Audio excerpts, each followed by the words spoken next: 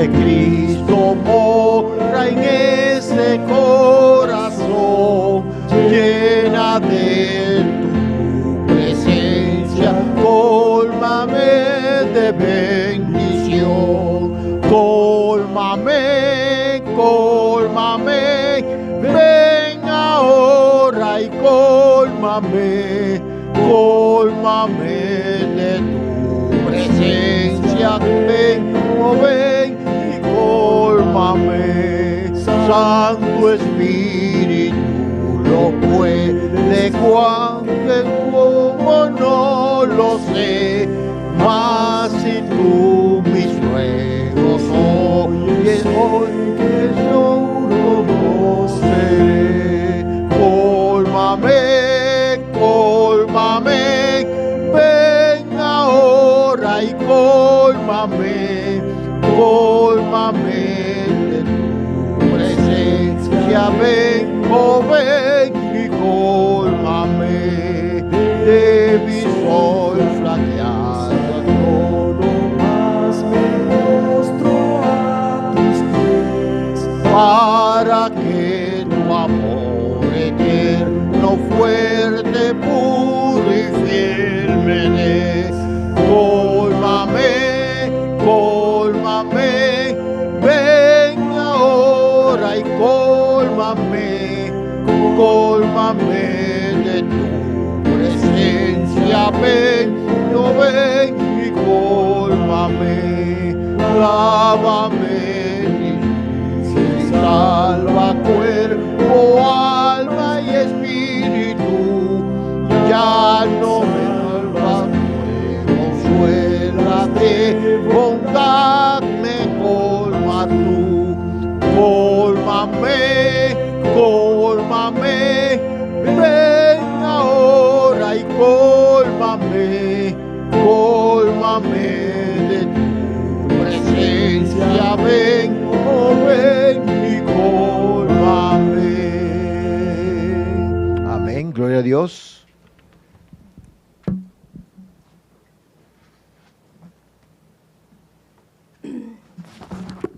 Ahora, mis hermanos, abramos nuestras Biblias en Marcos 1:8, por favor. Cuando estén listos nos dicen amén. Así dice la palabra de Dios. Yo, a la verdad, lo he bautizado con agua, pero Él os bautizará con el Espíritu Santo. Amén. Que Dios bendiga su santa y divina palabra. Ahora, lo que podamos, vamos de rodillas, por favor. Bendito Dios, en este hermoso sábado te damos gracias, porque nos ha dado la oportunidad de estar aquí un sábado más, Señor, para adorar y glorificarte. Amén. Te pedimos por cada enfermo de este redil, Señor. Te pedimos, Señor, que nos ayude a serte fiel. Como dice la palabra, la amistad con el mundo no es amistad contigo, es enemistad con Dios, Señor. En esta reflexión que hicimos esta mañana, Señor, ayúdanos a transformar nuestro carácter. Permítenos que no huyamos hacia el mundo, sino hacia ti, Señor. Amén. Este mundo tiene demasiadas cosas, Señor, para aludirte, para querer borrar de nuestros corazones lo que tú hiciste por nosotros, Padre Santo. En esta lectura que hemos tenido hoy, Señor, te damos gracias, porque entendemos, Señor, que tu amor es para siempre, Padre Amén. Santo. Que en ti solamente hay poder, Señor, que en ti hay amor para cada uno de nosotros. Que sacrificaste a tu Hijo amado, lo único que tenía, Señor, para el perdón de nuestros pecados, Padre amado. Y en la cruz, Él libró la muerte, Señor, y venció a Satanás. Así que nos ayude, Señor, a que cada cosa que nosotros hagamos sea para tu voluntad, Señor. Ayúdanos a aludir, Señor, a abandonar, Señor, el mundo. Ayúdanos a amarte, a glorificarte cada día, Señor, porque en ti hay poder. ¿A quién iremos, Padre Santo, si no es a ti? ¿A quién iremos, Señor, si este mundo está lleno de complicaciones, de maldad y de odio, Padre Santo? Dan un corazón ferviente, Señor, un deseo de seguir alabando y glorificándote, Señor. Te pedimos por el siervo que tú has elegido hoy para dar tu palabra. Sabemos que no es palabra de él, sino palabra tuya, Señor. Te pedimos por su salud espiritual, por su salud mental y su salud física. Amén. También te pedimos por cada uno de los que estamos aquí presentes, Señor. Te damos gracias por esos oyentes que están en Facebook y en YouTube, que los oyentes, que esta palabra, Señor, sea tan cortante que llegue hasta el infinito del mundo, Padre Santo. Amén. Sabemos que nosotros no podemos llegar lejos porque no tenemos la posibilidad, pero la palabra tuya sí, y tú mandaste esto para que todo el mundo sepa que tú existes, Padre amado. Ayúdanos a ser firmes y fieles hasta el final, Señor. No permita que seamos flaqueantes, vacilantes, Padre Santo. Estamos viviendo tiempos difíciles, Señor. Estamos viviendo tiempos duros, Padre amado. Y no podemos estar de un lado para otro como que todo. No permita que vivamos complaciendo a la gente ni complaciendo al mundo para que el mundo se sienta feliz con nosotros, Señor. Ayúdanos, Señor, a que tú estés delante de todo lo que nosotros querramos, aunque seamos odiados, Señor, por tu palabra. Porque si a tu Hijo lo odiaron por hablar de ti, ¿qué más que a nosotros, Señor? Él lo dijo que íbamos a ser odiados por tu palabra. Ayúdanos a amarte, Padre Santo. Ayúdanos a glorificarte, que en nuestros corazones sea tú y solamente tú, Padre amado. Bendito sea tu nombre, Señor. Ahora con esta prédica que vamos a tener, Señor, ayúdanos a entender cada cosa, a entender que el fin está cerca, que no es tiempo de jugar, Señor. Que estamos aquí, Señor, en los tiempos finales y que quedemos en la patria celestial contigo. Transforma nuestro carácter, nuestro corazón, nuestra lengua, Señor, para seguir alabando y glorificando tu santo y divino nombre, Padre Santo. Que este día, Señor, que lo que vayamos a oír, nada nos perturbe, que sea para entender cada palabra y no para que los demás, sino para nosotros mismos poder practicarla. Porque una acción de nosotros vale 1000 palabras. Y cuando nosotros salgamos a predicar tu palabra, no puedan decir sí, son hijos de Dios. Pero si andamos vacilantes, Señor, ¿cómo van a creer en nosotros? Gracias por tu misericordia, Padre. Gracias por tu amor. Todo esto sin merecerlo te lo pedimos en el santo y divino nombre de tu Hijo amado Jesús. Amén. Amén.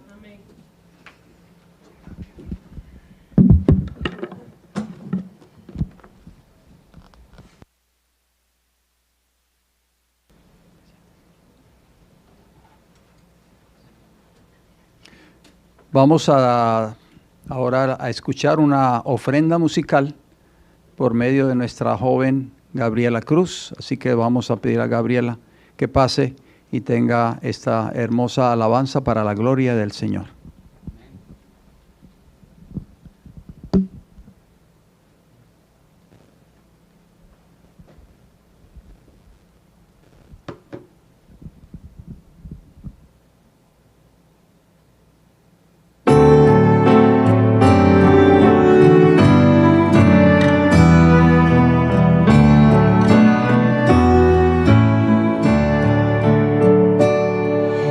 Con sin igual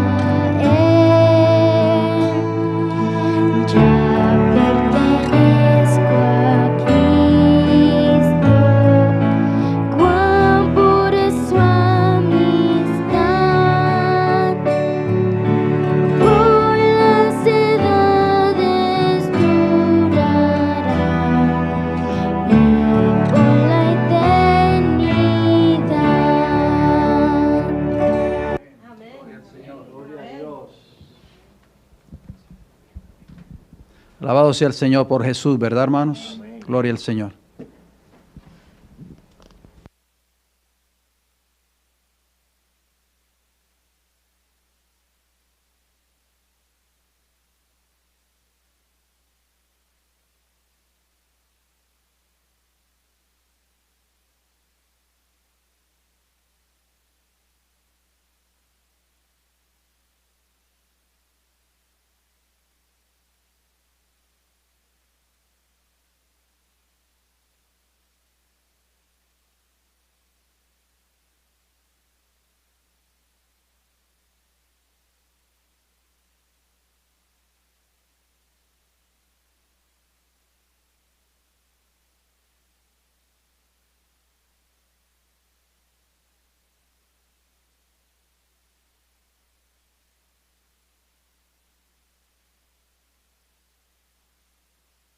Una prueba de audio, estamos bien, gracias.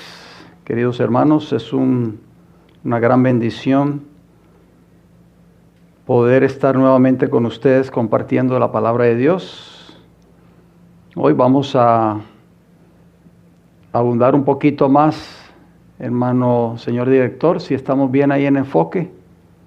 Ok, quiero estar seguro de no estar parado en terreno diferente. Ustedes saben que hemos estado estudiando ya por muchas semanas una serie, hemos estado estudiando, analizando varias series aquí en esta iglesia. Una de ellas es basada aquí en este cuadro que ustedes ven al frente, muy familiar para ustedes. Lo hemos tenido muchas veces aquí en presentaciones anteriores y es acerca del santuario o el tabernáculo, ¿verdad? Y esta serie lleva como título El camino al trono de Dios. Hoy sería la parte número 8 de esta serie, que la he titulado La aceptación o el rechazo del Espíritu Santo. Y usted dirá, ¿y el Espíritu Santo, el santuario habla del Espíritu Santo? Yo nunca he escuchado eso. Bueno, pues hoy lo va a escuchar si nunca lo he estudiado o nunca lo he escuchado anteriormente. Y quiero decirle, a manera de introducción a nuestros amigos y hermanos que nos están sintonizando a través de nuestras dos plataformas, YouTube, El Fuerte Clamor, y Facebook, El Ministerio El Fuerte Clamor, que si usted nos está sintonizando por primera vez tal vez en esta mañana, le damos la bienvenida, nos alegra que sea parte de esta familia espiritual. Le recordamos de que en nuestro canal, en YouTube, hay un encasillado que dice lista de reproducciones en español o en inglés, dice playlist. Usted le hace un clic ahí ese encasillado y usted va a encontrar ahí varias carpetas. Usted puede buscar la carpeta que lleva como título, dice serie El camino al trono de Dios. Y si usted no ha visto ninguno de estos temas, usted puede tener acceso a esa carpeta y puede ver desde el tema número 1 hasta este tema que vamos a desarrollar en esta mañana, que sería el número 8 de esta serie. ¿Trajeron sus Biblias, queridos hermanos? Amén. ¿Trajeron la espada del Espíritu, que es la palabra de Dios? Bueno, vamos a estudiar la palabra del Señor. Este servidor no va a ser quien hable, sino va a ser el Espíritu del Señor a través de su palabra y por supuesto a través del don profético, que es un don maravilloso que Dios le dio a esta iglesia remanente. Recordemos ese pensamiento, la aceptación o el rechazo del Espíritu Santo. Volviendo a Marcos capítulo 1, que fue el versículo que se leyó de introducción, estas fueron palabras de Juan el Bautista. Allí cuando bautizaba en el río Jordán, Juan el Bautista dijo, yo a la verdad os he bautizado con agua, pero él os bautizará con Espíritu Santo. ¿Quién es él? Cristo Jesús. Correcto. Ustedes ven este cuadro familiar para todos los que estamos aquí en esta hora, porque en esta iglesia se ha hablado mucho de este tema. No hay excusas para decir, yo esto no lo conozco, nunca lo había escuchado. Tenemos muchos seminarios inclusive basados en el santuario. Hay una serie ahí en el canal, usted puede tener acceso a ella, que dice el Evangelio Eterno en el Santuario. También tenemos otra serie que se llama Las 7 llaves de la salvación en el santuario. O sea, hay mucho material que estudiar. El santuario que ustedes ven ahí en esa foto o en ese marco era el Evangelio en el Antiguo Testamento pero en símbolos. Todos y cada uno de esos muebles o esos artefactos que ustedes ven allí, desde la entrada hasta el lugar santísimo, apuntaban, por supuesto, a Cristo, el Cordero de Dios, que iba a venir un día a quitar el pecado del mundo. Déjenme, a manera de introducción, leerles un pensamiento muy hermoso del Espíritu de Profecía, que se encuentra en un libro que se llama Los Hechos de los Apóstoles, que supongo que ustedes tienen en sus hogares. Y en la página 12 de ese libro, del capítulo 1, el primer capítulo de ese libro, dice así lo siguiente: Cristo era el fundamento de la economía judía. Todo el sistema de los tipos y símbolos era una profecía completa del Evangelio, una representación en la cual estaban resumidas las promesas de la redención. O sea, esta cita está confirmando de que estos símbolos y todos estos animales que morían, que eran sacrificados, era el Evangelio en símbolos en el Antiguo Testamento. Muy importante que tengamos eso presente siempre. Pero hoy se habló un poquito, aunque no era el tema, por supuesto, de discusión en la lección de escuela sabática, se habló un poco acerca de la obra que está haciendo Jesús ahora mismo en el santuario celestial. ¿Cuál obra? La purificación del santuario. O sea, está borrando el pecado de ustedes y mis pecados, está borrando los pecados de cada uno de nosotros, o está purificando el santuario celestial. Cuando esa obra termine, se cerrará la gracia, por supuesto, para el mundo entero, para todo ser humano en esta tierra, y ya no habrá una segunda oportunidad de salvación. Por eso el hermano Frank, el maestro de esta mañana, leyó una declaración muy importante ahí en el libro El Conflicto de los Siglos, que nunca debemos de olvidar esa declaración. Estamos viviendo ahora en el gran día de la expiación. ¿Dónde se encontraba, dónde tomaba lugar el gran día de la expiación? Era el día que el sumo sacerdote, aquí ustedes lo ven en esta foto, quizás no lo pueden ver muy bien en los de atrás, a menos que tenga el hermano Ramón visión 2020, pero el sumo sacerdote entraba al segundo departamento del santuario el día 10 del séptimo mes del calendario hebreo, para nosotros octubre, en hebreo Tishri. En ese día entraba él a hacer expiación por los pecados de todo el pueblo que habían sido acumulados en el santuario durante todo un año. Era el único día que el sumo sacerdote podía entrar a ese segundo departamento. Si entraba otro día que no fuera el día de la expiación, moría instantáneamente, por la gloria de Dios que se manifestaba en medio de los dos querubines que cubrían la tapa del propiciatorio o el arca del pacto. O sea, esa arca del pacto, queridos hermanos y hermanas, representa hoy el trono de Dios. El trono de Dios, cuando usted lo lee en el libro de Apocalipsis, dice que está rodeado por los 24 ancianos, por los 4 seres vivientes y por todas las huestes celestiales. Por eso vemos esos dos querubines sobre la tapa del propiciatorio o de la silla de la misericordia, como se le conoce. ¿Cuál es el objetivo de cada uno de los que estamos aquí en esta mañana hoy? Y me imagino, por supuesto, de todas las personas que nos están viendo a través de este mensaje, de este estudio. Algún día llegar ¿a dónde? Estar frente al trono de Dios. ¿Estamos de acuerdo, hermanos? ¿O no? Juan vio una multitud, no tienen que buscarlo, yo se lo voy a leer, solamente escuchen para así ir ahorrando tiempo. Dice, después de esto miré, o sea, él vio, y aquí una gran multitud, la cual nadie podía contar, de todas las naciones, tribus y pueblos y lenguas. O sea, en medio de esa multitud habían personas de diferentes nacionalidades que estaban delante del trono. ¿Dónde estaban? ¿Dónde las vio Juan? Delante del trono. Donde estaba en el santuario, estaba el trono de Dios, representado por el arca del pacto, en el segundo departamento del lugar santísimo. Y en la presencia del Cordero. ¿Dónde está el Cordero ahora mismo? ¿Dónde está? en el lugar santísimo del santuario celestial. ¿Estamos de acuerdo, querida iglesia? ¿Cuándo comenzó esa obra Jesús? ¿Cuándo entró a ese segundo departamento? El 22 de octubre del año 1844, cuando comienza la obra del juicio investigador. O sea, llevamos más de 170 años, o Cristo lleva más de 170 años haciendo esa obra. Y dice Juan que él vio a esa gran multitud frente al trono de Dios, por supuesto, en el cielo, y en la presencia del Cordero. ¿Y cómo estaban vestidos? Dice que estaban vestidos de ropas blancas con palmas en las manos. Apocalipsis 7:9. O sea, ojalá que entre ese grupo estemos algún día nosotros también.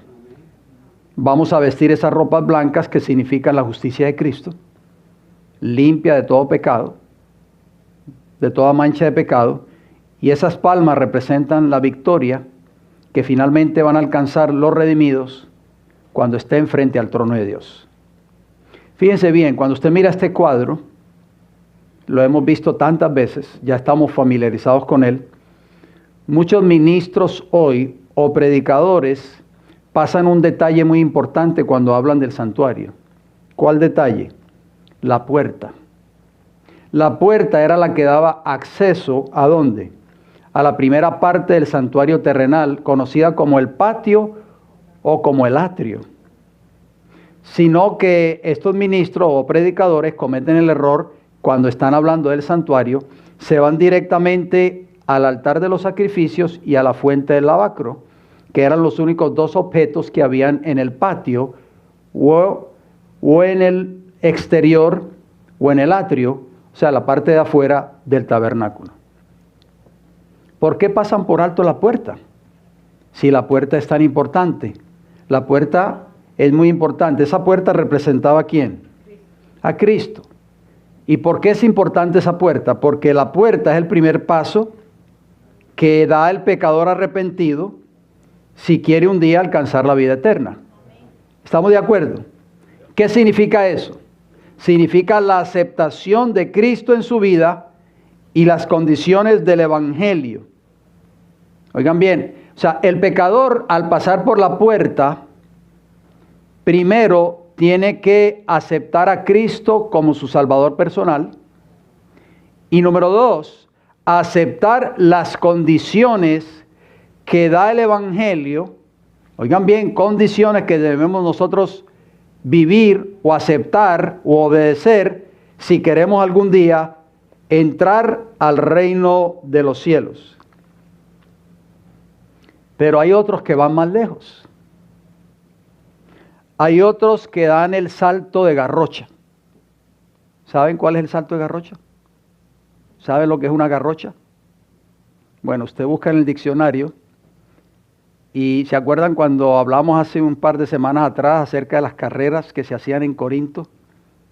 Las diferentes modalidades en el atletismo. Hay una modalidad, cuando usted ve videos, por ejemplo, de las Olimpiadas, hay una modalidad que se llama el salto con garrocha. La garrocha es una vara bien larga, que viene el atleta corriendo rápido y pone esa vara y brinca un vallado, una vara que está así horizontal y tiene que sobrepasar esa altura. Entonces, ¿qué quiero decir con que hay muchos predicadores que dan el salto de garrocha? Bueno, vienen corriendo y ponen la garrocha en la entrada de la puerta y saltan, pasan por alto la puerta, el altar de los sacrificios y caen de cabeza a la fuente del lavacro.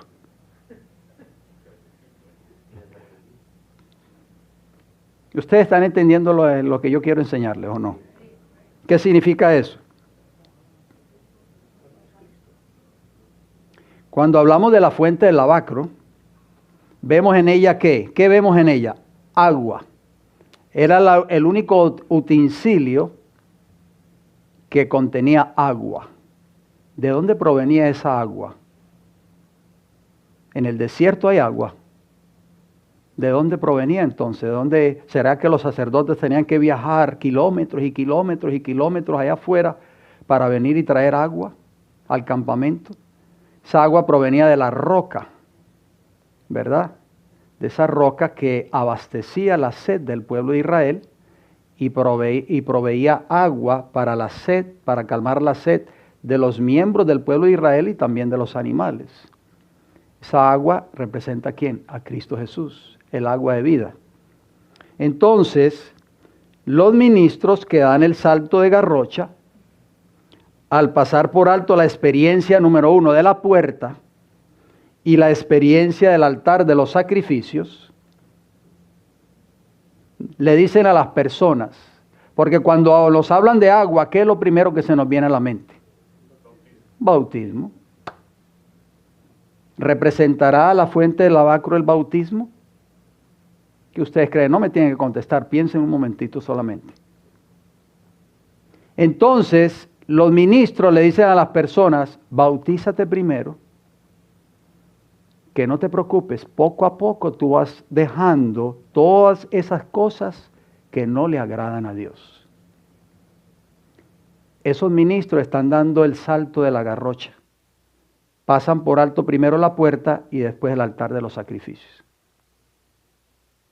Ese evangelio no es el evangelio aprobado por la palabra de Dios, con todo el respeto que se merecen los ministros, si me está escuchando alguno de ellos. ¿Por qué? Porque la doctrina del santuario no enseña eso, ni lo apoya tampoco la palabra de Dios. ¿Ha sido quizás esta la experiencia de muchos aquí presentes? Eso es para que ustedes piensen y mediten. Al tomar esta posición que no está de acuerdo a la voluntad de Dios, simplemente se está predicando otro evangelio, como lo enseña el apóstol Pablo en el libro de Gálatas. Pablo dijo estas palabras: si alguno os predica diferente evangelio del que habéis recibido, sea anatema. Gálatas 1:9.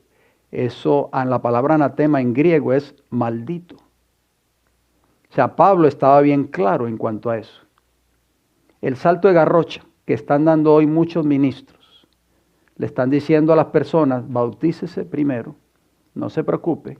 Desde el primer día que pone la persona un pie en la iglesia, ya le están diciendo cuándo se va a bautizar. Pero no saben que esas personas tienen que pasar primero por la experiencia de la puerta y después por la experiencia del lugar del altar de los sacrificios. Y que ya nosotros estudiamos en temas anteriores, el altar de los sacrificios significa muerte al pecado, muerte al mundo y muerte a las cosas de esta tierra. Antes de algún día recibir el bautismo del agua. ¿Ese orden está establecido en la palabra de Dios o no? ¿O lo que yo estoy diciendo es un invento? El orden del santuario, fíjense bien en el cuadro. Este santuario fue construido, obviamente por Moisés, en el desierto, pero el plano, en inglés se le dice el blueprint. Un arquitecto cuando va a construir una casa, tiene que hacer primero un plano. ¿Estamos de acuerdo, queridos hermanos y hermanas? El hermano Ramón sabe de construcción, sabe lo que yo estoy hablando. Ese plano Dios se lo dio a Moisés. No literalmente, pero se lo mostró en visión en el monte. Y le dijo, Moisés, yo quiero que tú construyas el tabernáculo como yo te lo voy a mostrar. Y este orden que ustedes ven aquí, puerta, altar de los sacrificios y lavacro, y luego el tabernáculo con los dos departamentos, lugar santo y lugar santísimo, ese orden lo estableció Jehová. Pero ¿qué sucede? Muchos ministros hoy están invirtiendo ese orden. Están quitando la fuente del lavacro y poniéndola primero aquí y después el altar de los sacrificios allá. Eso no es bíblico. Miren lo que dijo el apóstol Pedro. ¿Se acuerdan Pedro? Pedro fue un ignorante, si estamos hablando en términos... En cuanto a teología, Pedro no era un teólogo erudito, no fue a una universidad de teología, no estudió teología, no tuvo un doctorado, fue un simple pescador, pero fue investido por el poder del Espíritu Santo. Después de Pentecostés, él dijo estas palabras contenidas en Hechos 2:38. Miren lo que el apóstol Pedro dijo. Cuando oyeron el mensaje que Pedro predicó, se le acercaron un grupo de judíos y le preguntaron, varones hermanos, ¿qué haremos entonces? ¿Qué tenemos que hacer? Porque ese mensaje impactó el corazón de esa multitud que estaba allí después de Pentecostés. Y mire lo que les dijo Pedro. Escuchen estas palabras. El orden establecido en el santuario en el Antiguo Testamento. Primero Pedro les dijo, arrepentíos y bautícese cada uno de vosotros en el nombre de Jesucristo para perdón de los pecados y recibiréis, ¿qué cosa? El don del Espíritu Santo. Hechos 2:38. Primero que viene, hermanos, aceptación de Cristo como nuestro Salvador personal, arrepentimiento y abandono de pecado, y luego que viene el bautismo. Es un orden establecido por la palabra de Dios. Y ese orden no lo podemos cambiar porque Dios mismo lo estableció. Pero tristemente hay muchos ministros hoy que están cambiando ese orden.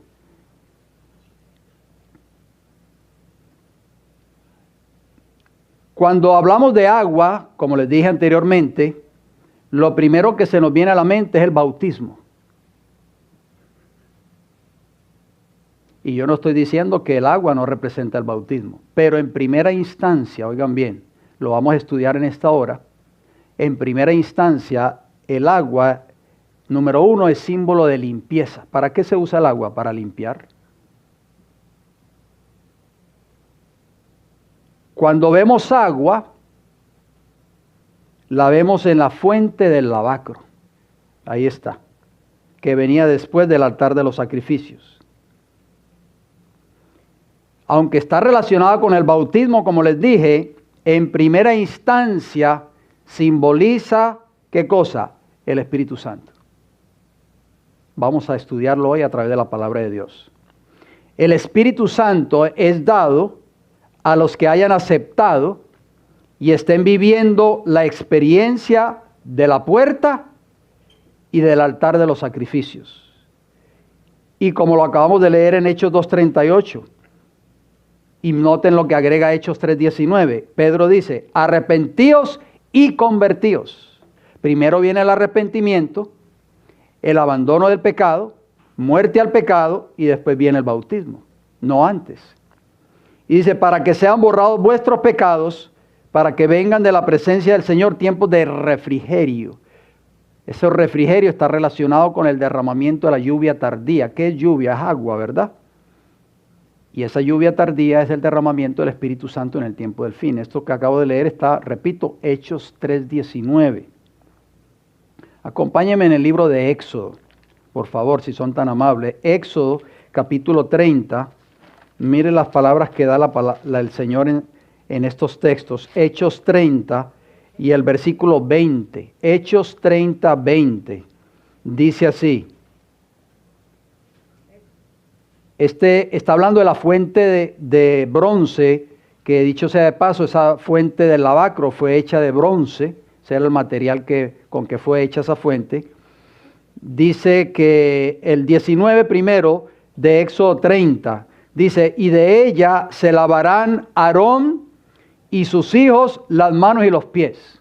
O sea, cuando los hijos de Aarón, que eran sacerdotes, iban a oficiar en el primer departamento del santuario terrenal, porque ahí se oficiaba diariamente, tenían que lavarse las manos y los pies antes de entrar a ese primer departamento. Versículo 20 de Éxodo 30. Estoy leyendo Éxodo 30. No pierdan la concentración, por favor. Cuando entren en el tabernáculo, mire qué serio era esto. Cuando entren en el tabernáculo de reunión, se lavarán con agua. ¿De dónde sacaban el agua? De la fuente del lavacro, por supuesto.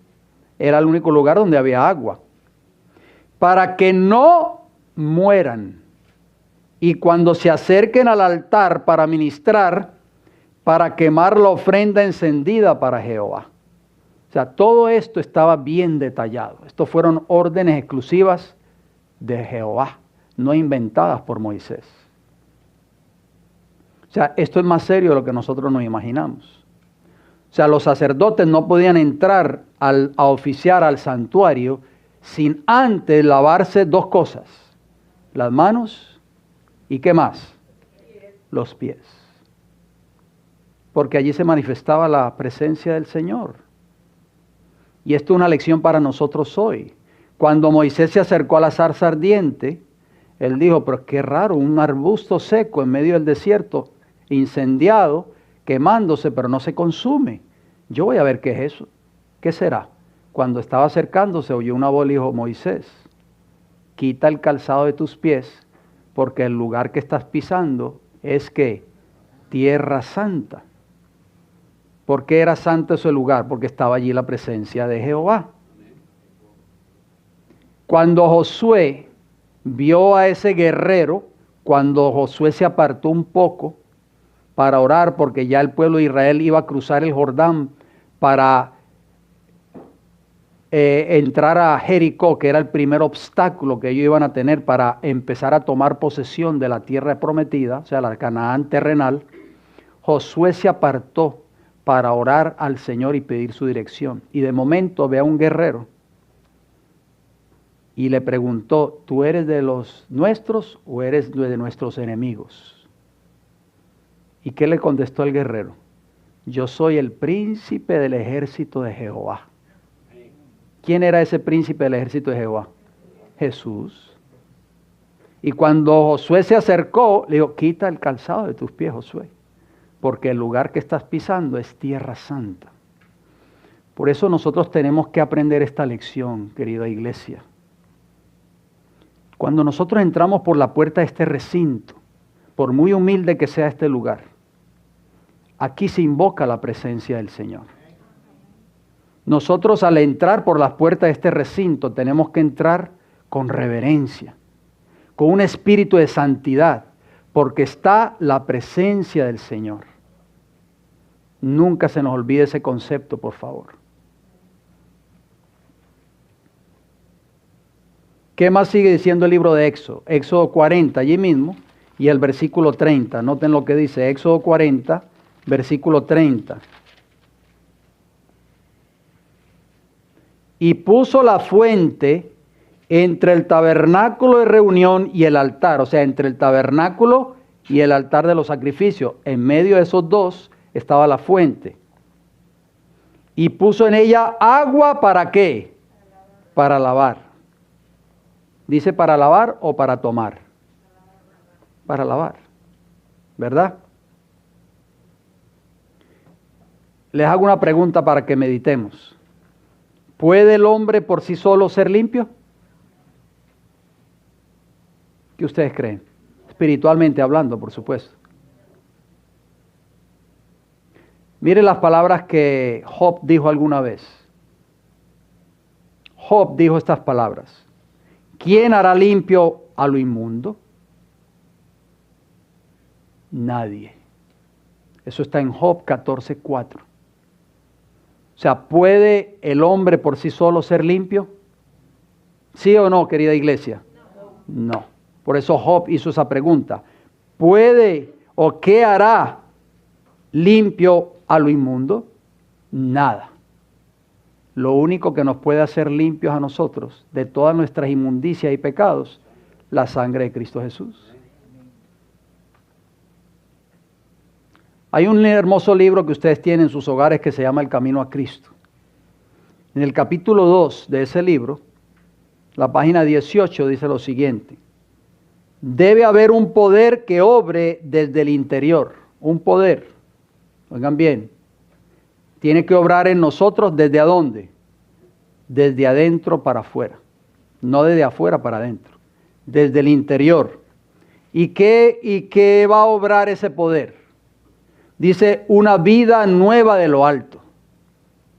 Antes que el hombre pueda convertirse del pecado a la santidad.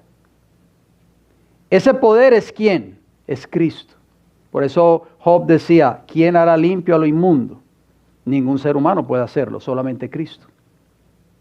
Únicamente su gracia puede vivificar las facultades muertas del alma y atraer ésta a Dios, a la santidad.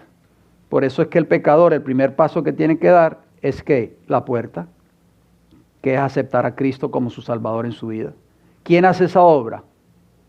No, yo voy a esta iglesia, voy a venir porque a mí me gusta llegar a esta iglesia, porque lo que más me gusta es que dan almuerzo después del culto. Por eso es que hay muchas personas que se desaniman espiritualmente, porque vienen a las iglesias o se unen al cristianismo por medio de conceptos erróneos. Esa obra de nosotros tomar la decisión de dar el paso, de entregar nuestras vidas a Cristo Jesús, la hace el Espíritu Santo. El Espíritu Santo nos lleva a aceptar la puerta que es Cristo Jesús. Jesús dijo, yo soy la puerta de las ovejas, Juan capítulo 10. Eso lo estudiamos en el tema número 1. Y ese arrepentimiento que produce el Espíritu Santo en nosotros nos lleva a tomar la decisión de abandonar el pecado y de crucificar el pecado de nuestras vidas. Y después de que hemos hecho eso, viene el paso siguiente, el paso número 3, el bautismo. O sea, unirnos a través del bautismo con Cristo Jesús. ¿Qué más representa el agua? Ya vimos que representa símbolo de limpieza, ¿verdad? ¿Qué más representa esta agua que estamos hablando hoy en el lavacro? Bueno, el agua es símbolo del Espíritu Santo en primera instancia. Yo sé que siempre lo primero que pensamos es el bautismo. Pero fíjense, porque hay muchas personas que son bautizadas en la iglesia y siguen viviendo las mismas vidas que vivían antes de ser bautizadas. O porque hay muchas personas que se bautizan y a los 6 o 7 meses usted nunca más los vuelve a ver en la iglesia. ¿Qué pasó con ese bautismo? ¿Habrá sido ese bautismo dirigido por el Espíritu Santo? Yo no lo puedo decir, obviamente, el único que conoce los corazones es el Señor. Pero nosotros tenemos que entender bien, a través del santuario, lo que significa el bautismo del Espíritu Santo. Vamos al libro de Isaías, acompáñenme por favor, lo que significa el agua, que en primera instancia significa al Espíritu Santo. Acompáñenme en Isaías, por favor, capítulo 44. Versículo 3. La palabra de Dios es clara. Yo no estoy inventando nada. Isaías 44:3, ¿lo encontraron? Porque yo derramaré, ¿qué cosa? Aguas sobre el sequedal, o sea, sobre la tierra seca. Y ríos sobre la tierra árida. ¿Qué va a derramar el Señor? Mire la segunda parte del versículo 3. Mi espíritu derramaré sobre tu generación y mi bendición sobre tus renuevos. Cuando la semilla se siembra, ¿se tiene que regar o no se tiene que regar? ¿Sí o no? Sí. El hermano Freddy conoce de eso, su esposa también. Si esa semilla no se riega, hermano Freddy, ¿qué sucede? Se seca y muere, no da fruto.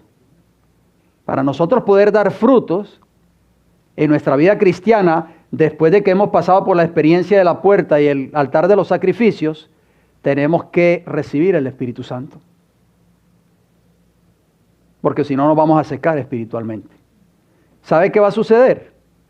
Va a suceder que vamos a volver a regresar a la experiencia del altar de los sacrificios, que era donde prácticamente abandonamos lo que es el mundo y el pecado. Por eso viene el tercer mueble o el tercer artefacto. El Espíritu Santo nos es dado a nosotros para que nosotros nunca más volvamos a la experiencia o a la vida antigua de donde nosotros vinimos, al pecado. Leamos otro texto, Ezequiel capítulo 36. Noten lo que dice Ezequiel 36, versículos 25 al 27. El agua, estamos hablando, representa o es símbolo del Espíritu Santo. Ezequiel 36, 25, ¿qué nos dice? Esparciré sobre vosotros agua sucia, limpia, gracias. A veces leo mal, me falla la vista, hermano Freddy. Y seréis, ¿qué? Limpiados de cuántas inmundicias. De todas vuestras inmundicias.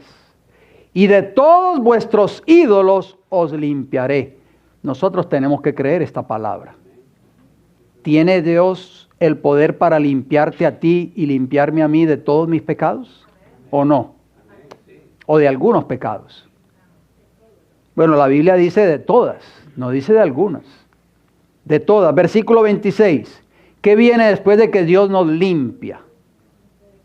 Dice, os daré corazón nuevo. Ahí está la experiencia del nuevo nacimiento, lo que le dijo Jesús a Nicodemo. El que no naciere de agua y de espíritu no puede entrar nunca al reino de los cielos.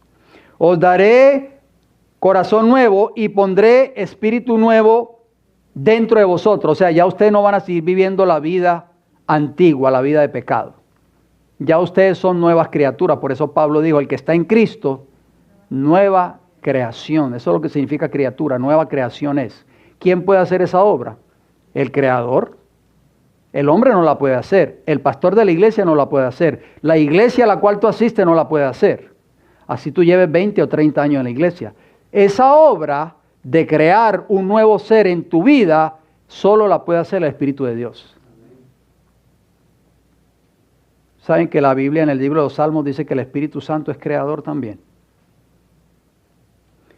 Y quitaré de vuestra carne el corazón de ¿qué? De piedra, y os daré un corazón de carne. Muchos hoy no quieren creer estas palabras. Porque dicen, es que yo soy así, así me voy a morir. Versículo 27. Y pondré dentro de vosotros, ¿qué cosa? Mi espíritu. Ya habíamos leído en el versículo 25, la primera parte, esparciré sobre vosotros agua limpia. O sea, voy a darles el Espíritu Santo. ¿Y qué va a hacer el Espíritu Santo cuando nosotros lo recibamos?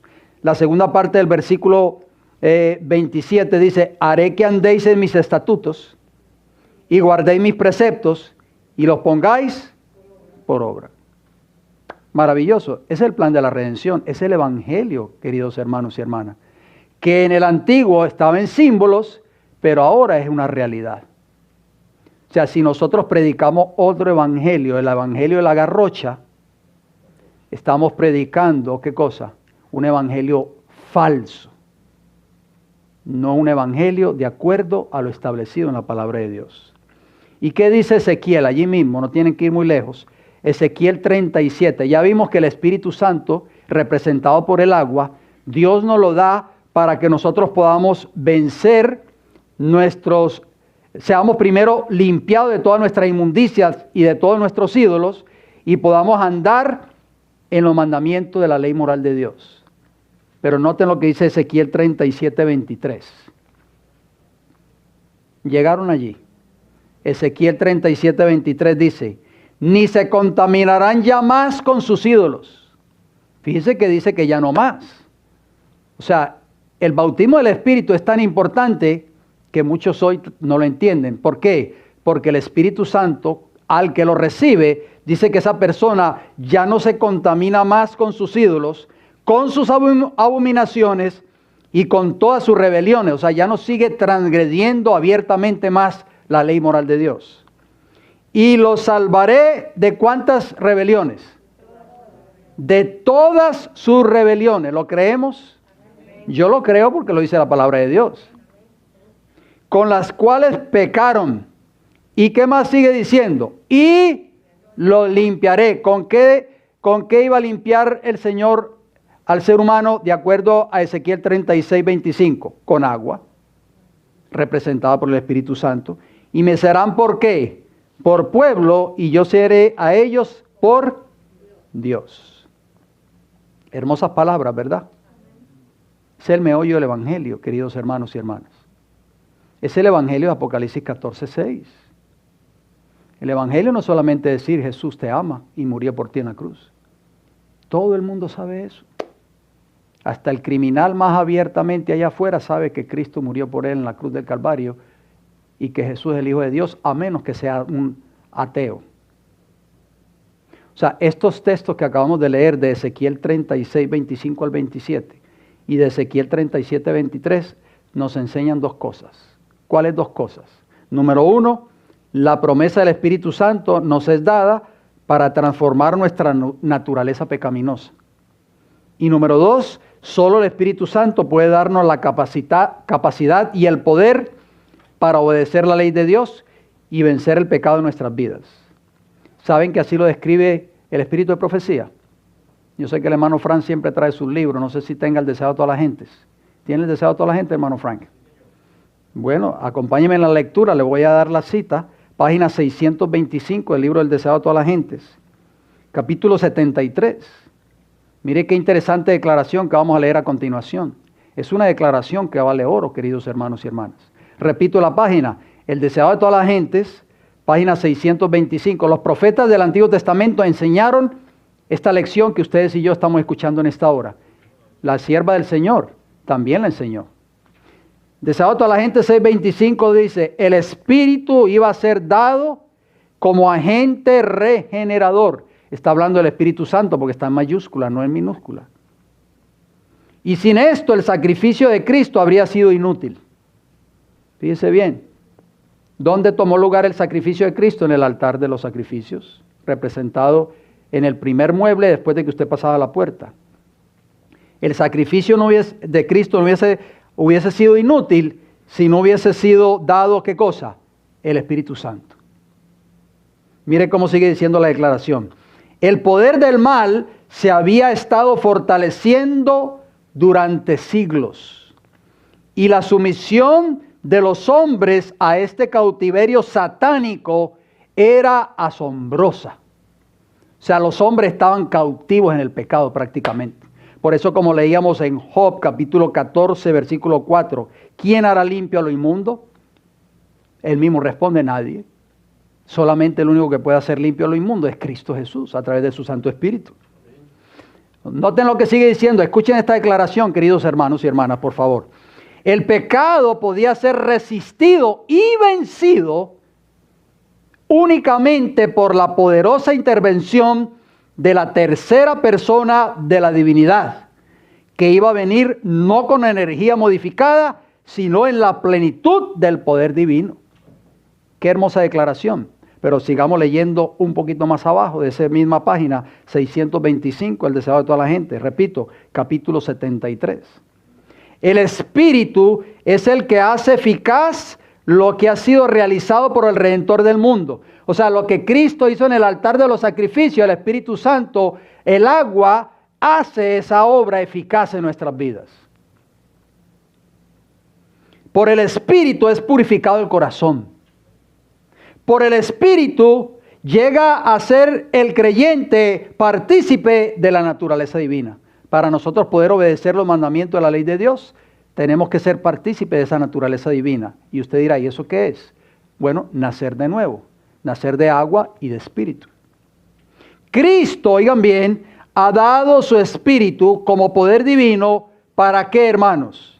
Para vencer todas las tendencias hacia el mal. O sea, Cristo tiene el Espíritu Santo y está dispuesto a dártelo a ti y a mí hoy para que ustedes y yo venzamos todas las tendencias hacia el mal. Número 1, hereditarias. Yo soy así porque así era mi mamá. Es que mi mamá cuando me tuvo era muy nerviosa y tomaba muchas pastillas para los nervios. Por eso yo nací así. El Espíritu Santo te puede dar el poder para que tú y yo podamos vencer nuestras tendencias hacia el mal, nuestros males hereditarios y también nuestras tendencias cultivadas y para grabar su propio carácter en su iglesia. Eso es lo que hace el Espíritu Santo.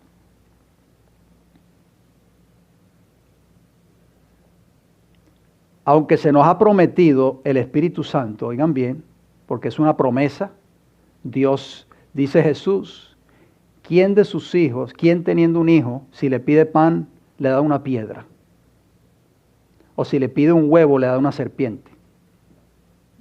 Dice, si ustedes siendo malos dan buenas dádivas a vuestros hijos, ¿cuánto más vuestro Padre Celestial está dispuesto a dar el Espíritu Santo a aquellos que se lo piden? Eso lo dijo Jesús. O sea, Cristo está dispuesto a darnos ese don hoy. Pero hay una pregunta que viene a colación. ¿De qué manera podemos correr el peligro de que se aparte de nosotros el Espíritu Santo? Vamos al libro de Primera de Samuel. Acompáñenme, por favor. Primera de Samuel, Antiguo Testamento. Miren estas palabras que vamos a leer a continuación. Primera de Samuel, capítulo 16. Dejemos que la Escritura nos hable en esta mañana, por favor. Primera de Samuel 16. Y vamos a leer los versículos 13 y 14. Está hablando en este capítulo, el contexto de este capítulo es cuando David es ungido por el profeta Samuel como rey de Israel. Primera de Samuel 16:13. Y Samuel tomó el cuerno del aceite, así era que se ungían a las personas, el santuario también fue ungido, y todos los utensilios fueron ungidos, las personas eran ungidas con aceite, y dice, y lo ungió en medio de sus hermanos, y desde aquel día en adelante, oigan bien, el Espíritu de Jehová vino sobre ¿quién? Sobre David. Se levantó luego Samuel y se volvió a Ramá. Versículo 14 de Primera de Samuel 16, ¿qué nos dice? El Espíritu de Jehová se apartó ¿de quién? De Saúl, y le atormentaba un espíritu malo de parte de Jehová. Dos personas diferentes.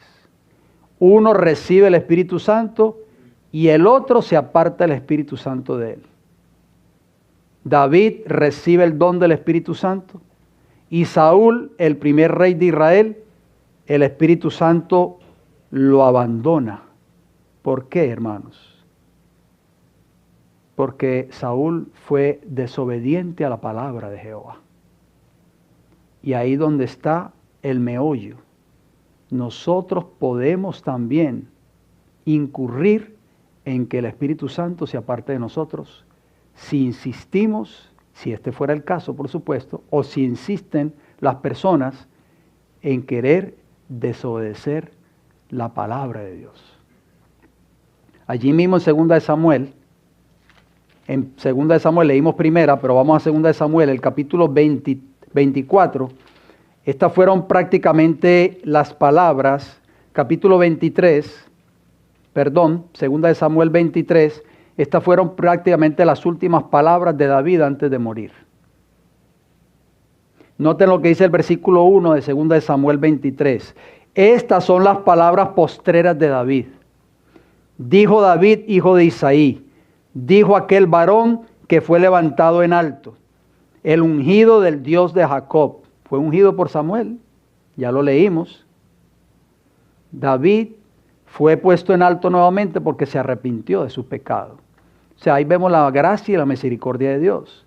Que si nosotros caemos, hay gracia y hay misericordia si nosotros venimos arrepentidos y confesamos el pecado y abandonamos el pecado. ¿Qué dice el versículo 2 de 2 de Samuel 23?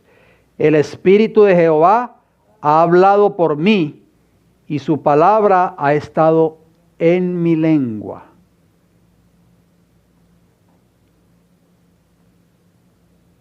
¿De qué manera el Espíritu Santo se puede apartar de nosotros? Lo leemos en 2 de Crónicas 24. Tengamos mucho cuidado, hermanos y hermanas, por favor. Porque aunque vengamos a la iglesia, eso no significa que el Espíritu Santo está con nosotros. O si hay muchas personas que vienen a la iglesia, no significa eso que el Espíritu Santo está con ellos. ¿Por qué? Porque mire, nosotros podemos venir aquí a la iglesia cada sábado. ¿Estamos de acuerdo? Venimos, traemos nuestras Biblias, cantamos, oramos y podemos decir que somos buenos cristianos. Pero ¿cómo somos nosotros cuando salimos por las puertas de este recinto, cuando las luces se apagan y se cierra la iglesia? ¿Cómo somos de domingo a viernes en nuestro hogar, en nuestra casa, en nuestro lugar de trabajo o afuera y en la calle?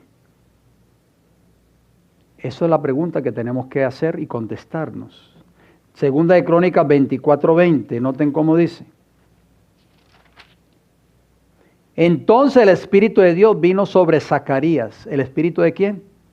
De Dios, o sea, el Espíritu Santo, hijo del sacerdote Joiada. Y puesto en pie, donde estaba más alto que el pueblo, les dijo, oigan bien las palabras que les dijo Zacarías, hijo del sacerdote Joiada, al pueblo de Israel en ese entonces. Así ha dicho Dios: ¿por qué quebrantáis los mandamientos de Jehová? No os vendrá bien por ello, porque por haber dejado a Jehová, Él también os abandonará. ¿Qué le sucedió a Saúl? Lo abandonó el Espíritu Santo. ¿Qué nos puede suceder a nosotros también? Si quebrantamos los mandamientos de la ley de Dios, el Espíritu Santo se puede apartar de nosotros. Tengamos mucho cuidado. Pidámosle al Señor que el Espíritu de Dios nunca se aparte de nosotros. Que podamos vivir esa vida de obediencia diariamente en nuestras vidas.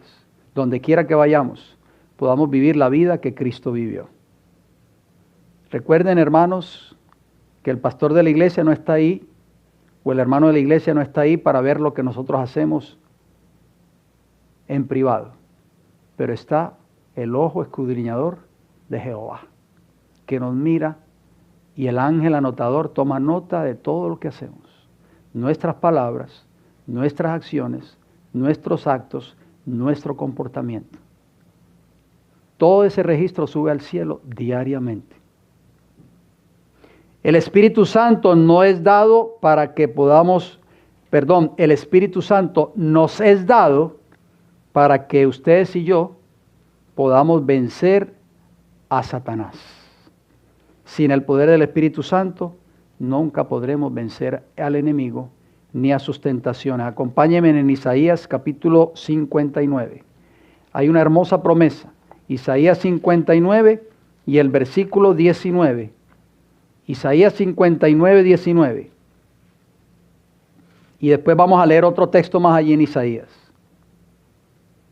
Isaías 59, 19, ¿qué nos dice? Y temerán desde el occidente el nombre de Jehová, y desde el nacimiento del sol su gloria, porque vendrá el enemigo, oigan bien, el enemigo como río, mas el Espíritu de Jehová levantará bandera contra él. Ahí está la promesa. Satanás va a venir como un río. A veces vemos imágenes en la televisión, ¿verdad? Cuando hay inundaciones, cuando un río se desborda, ¿qué sucede? Y esto sucede muchas veces en los países de Latinoamérica. Arrasa con todo lo que encuentra, casas, carros, gente, arrasa con todo. El enemigo va a venir como un río contra nosotros, o sea, Satanás. Pero dice la palabra de Dios que Jehová, el Espíritu de Jehová, levantará bandera contra él. O sea, el Espíritu Santo nos dará el poder, hermanos, para contrarrestar los ataques y las tentaciones de Satanás. Vayamos a Isaías allí mismo, capítulo 33, miren lo que dice. Isaías 33, una hermosa promesa. Nosotros a veces leemos estos textos y a veces quizás no los entendemos, o tal vez los leemos muy rápido por factor tiempo, tal vez. Isaías 33, versículo 21 y 22, miren lo que dice. Isaías 33, 21 dice, porque ciertamente allí será Jehová para con nosotros como fuerte, lugar de ríos, de arroyos muy anchos. ¿Qué hay en un río? Agua, por supuesto. ¿Qué hay en un arroyo? Agua. Dice que lugar de ríos, de arroyos muy anchos, por el cual no andará galera de remos, ni por él pasará gran nave. Hago una pausa ahí antes de leer el versículo 22. Si usted lee la historia bíblica, cuando estudiamos las profecías de Daniel, especialmente esos grandes imperios que cayeron. Por ejemplo, Roma.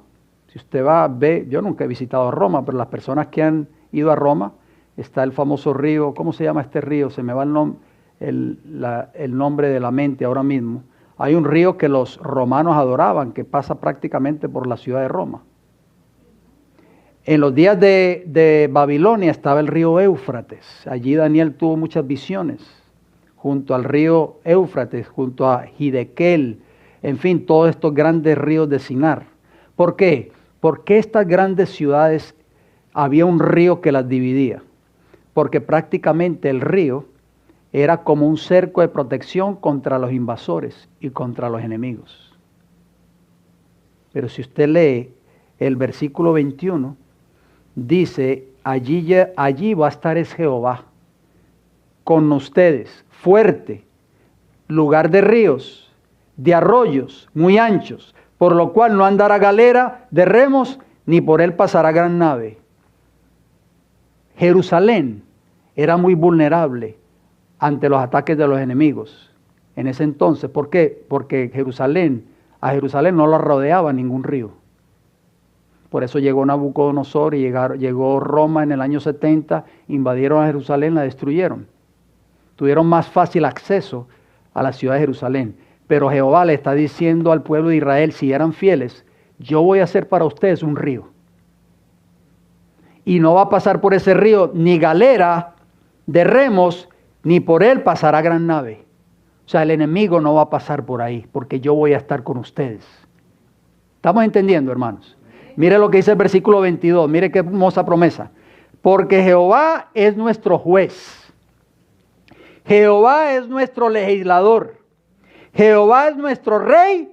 Él mismo nos salvará. Alabado sea el Señor. Por eso es que Isaías capítulo 59 versículo 19 decía, el Espíritu de Jehová, que ya vemos está representado por el agua, levantará bandera o estandarte contra el enemigo que va a venir como un río a querer arrasar nuestras vidas.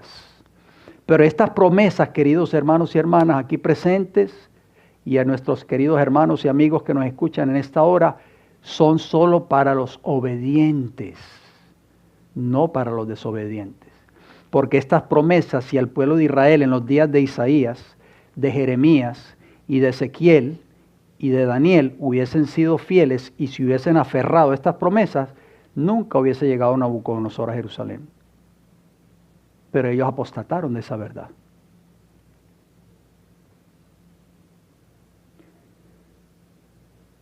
El peligro que podríamos correr si rechazamos el Espíritu Santo, ¿cuál sería? Vamos a Jeremías, por favor. Ahí después de Isaías está Jeremías, capítulo 2.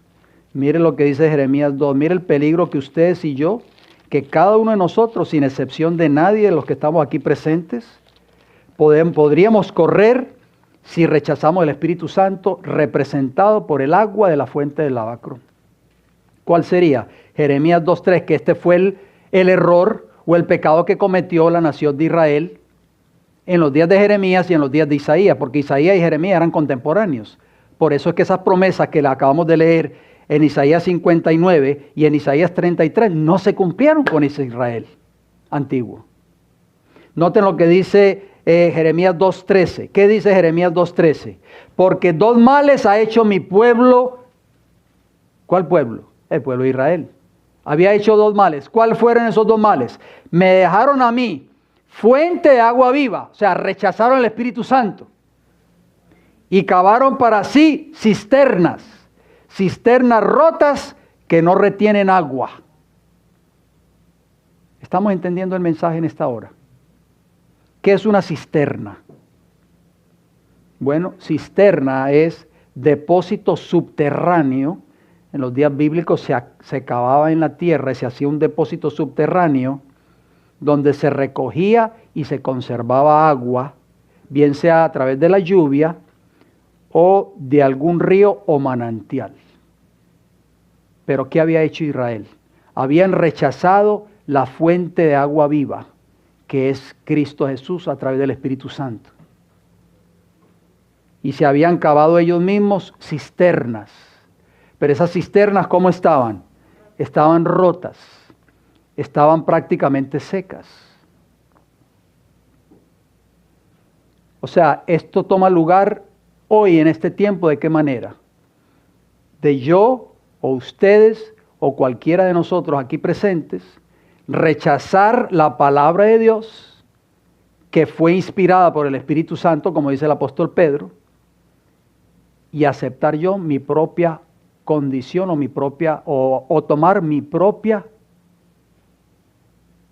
voluntad, mi propia posición.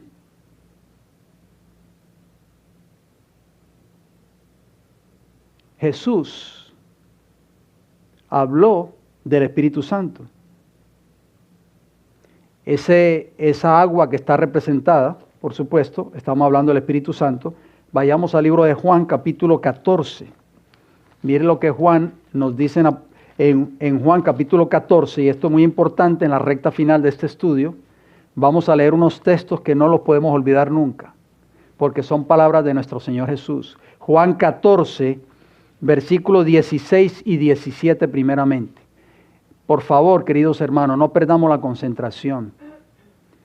Entendamos las palabras y el lenguaje de Jesús. Juan 14, 16 dice, y yo rogaré al Padre, aquí está hablando Jesús, y os dará otro consolador, para que esté con vosotros ¿por cuánto tiempo?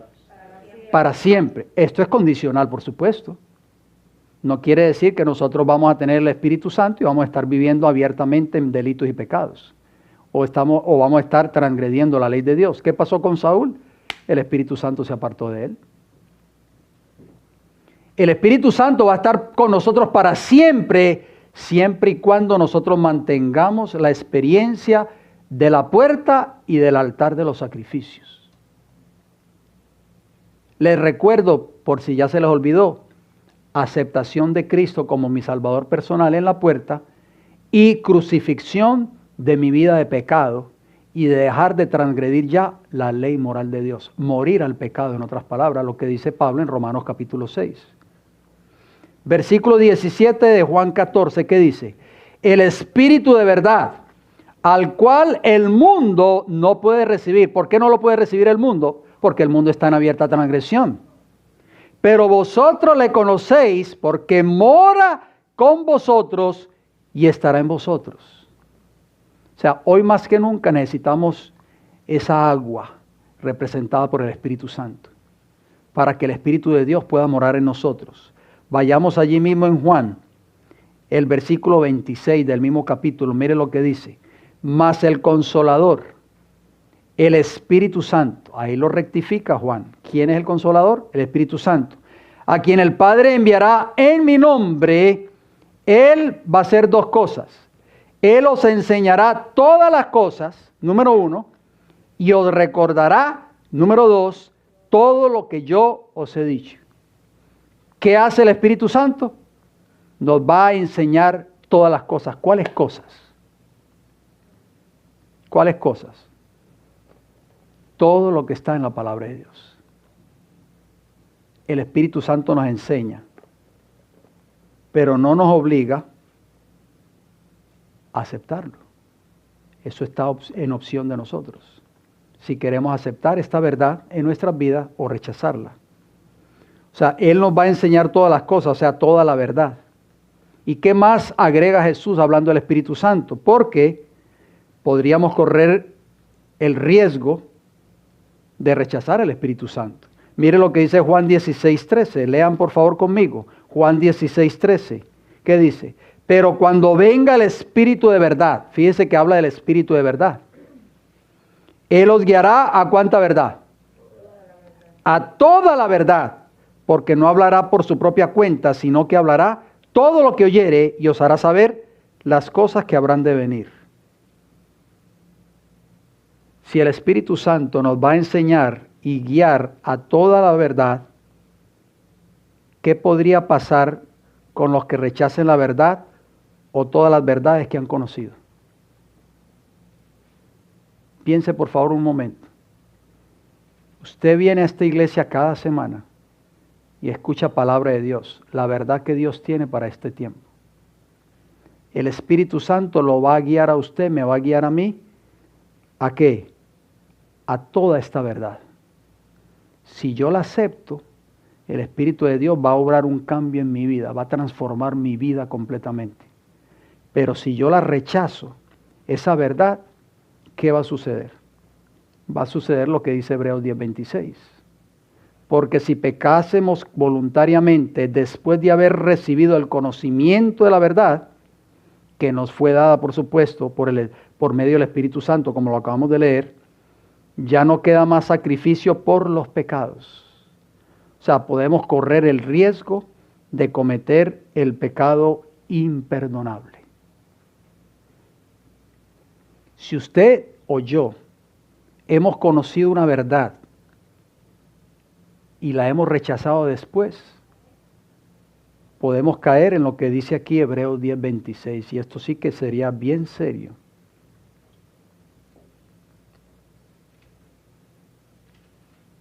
Jesús habló de algo muy importante en Mateo capítulo 11. ¿Me acompañan allí en Mateo 11? Si llegásemos a rechazar la verdad que nos fue dada del cielo a través del Espíritu Santo, ¿quiénes se levantarán en el juicio y nos condenarán? Mire qué importante esto. Esto es más serio de lo que nosotros nos imaginamos. Vuelvo y hago la pregunta para que meditemos en ello.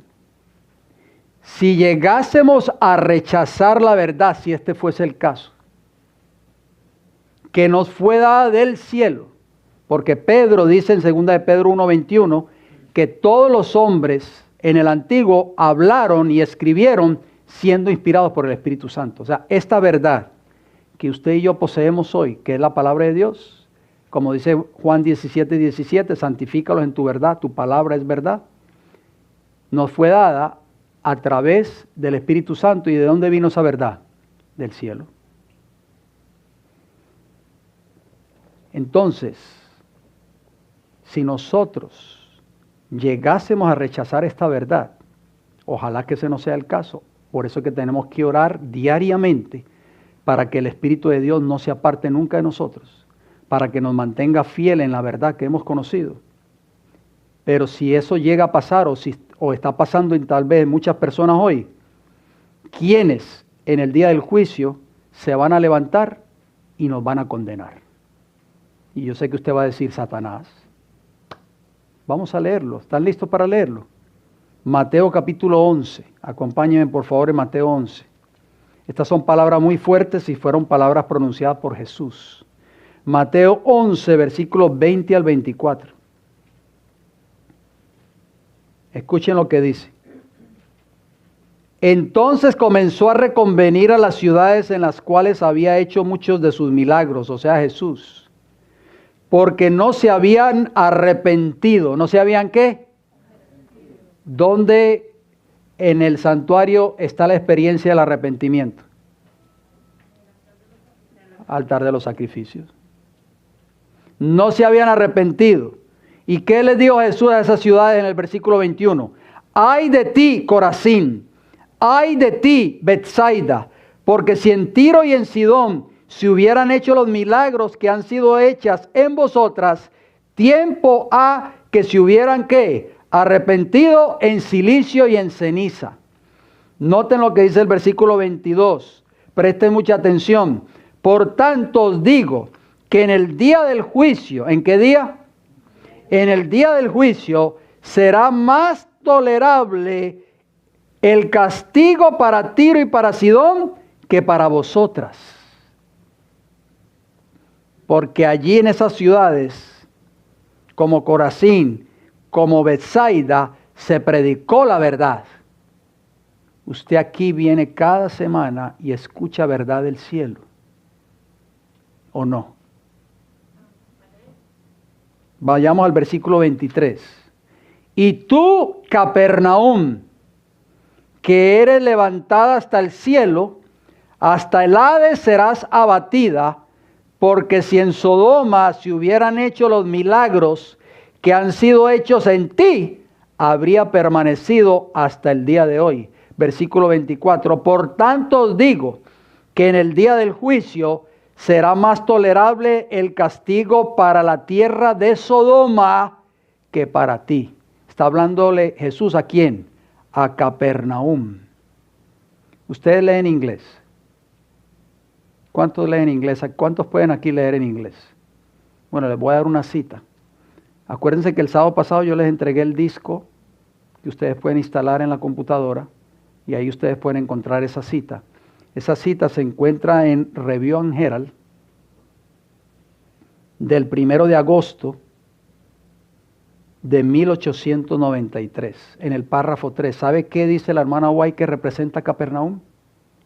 representa a la iglesia adventista del séptimo día. Así que claro lo dice ella. Y dice que fue levantada hasta el cielo. ¿En qué? En términos de conocimiento. Dice, pero serás abatida hasta el Hades. ¿Por qué? Porque esta iglesia está rechazando este mensaje que ustedes ven aquí en este cuadro. Se le ha dado todas estas grandes verdades a esta iglesia para que las predique al mundo, pero tristemente la mayoría de este pueblo que Dios le dio este mensaje, representado por Capernaum, usted lo puede leer ahí en esa cita, repito, Review and Herald,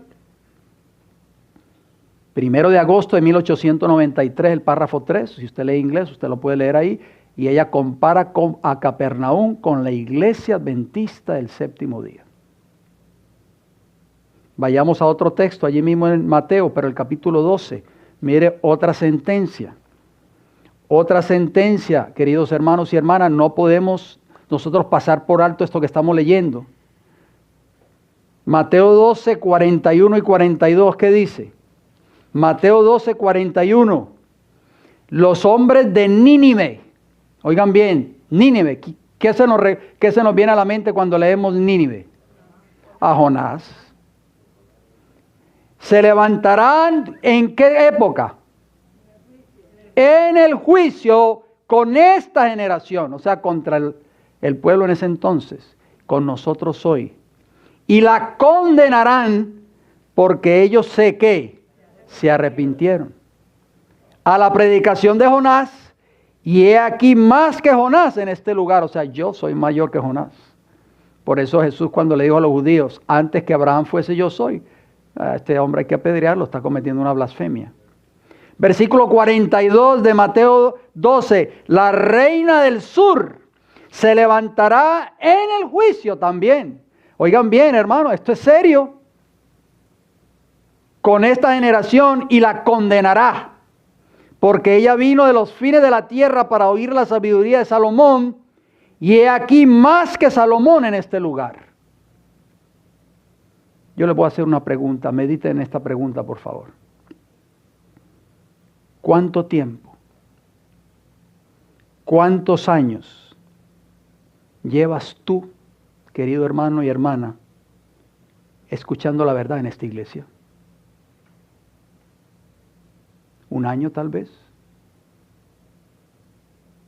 ¿3? ¿5? ¿10? ¿15? 20 o más. ¿Ha hecho esa verdad que has escuchado durante todos estos años un cambio, una reforma en tu vida y en tu carácter?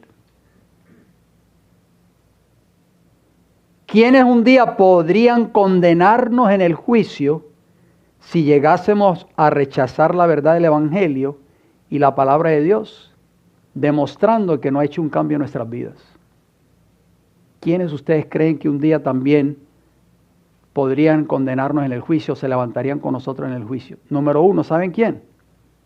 Aparte de los hombres de Nínive, aparte de la reina del sur, y aparte de los de Tiro y de Sidón, Nicodemo, número 1. ¿Saben una cosa? Nicodemo tuvo solo una entrevista privada con Cristo Jesús y fue convertido. Así lo dice la sierva del Señor. Nicodemo se convirtió como resultado de esa entrevista. Hablando de la entrevista que tuvo de noche con Jesús. ¿Dónde está esa cita? Testimonios para los ministros, página 369. ¿Cuántos sermones escuchó Nicodemo? 1. ¿Cuántos llevas tú escuchando los años que llevas viniendo a esta iglesia? Número 2, Zaqueo. Solo escuchó un sermón de Jesús en su casa y fue convertido. Y cuando Zaqueo se convirtió y se arrepintió de su pecado, Jesús dijo, ha llegado hoy la salvación a esta casa. Lucas 19, del 1 al 9. Zaqueo era un ladrón, un sinvergüenza, un estafador. Número 3, la mujer adúltera. Solo escuchó un mensaje de misericordia de parte de Jesús. Cuando Jesús le dijo, ni yo te condeno, vete y no peques más, y esta mujer fue convertida, de acuerdo a Juan 8 del 1 al 11. Y la experiencia de Zaqueo lo encontramos en Lucas capítulo 19 del 1 al 9. Mire lo que agrega la sierva del Señor en el deseado de todas las gentes. Dice, su corazón se estremeció, o sea, el corazón de la mujer adúltera, y se arrojó a los pies de Jesús, expresando con sollozos su amor agradecido, confesando sus pecados con amargas lágrimas. Esto fue para ella el principio de una nueva vida, una vida de pureza y paz consagrada al servicio de Dios. Un solo sermón, hermanos.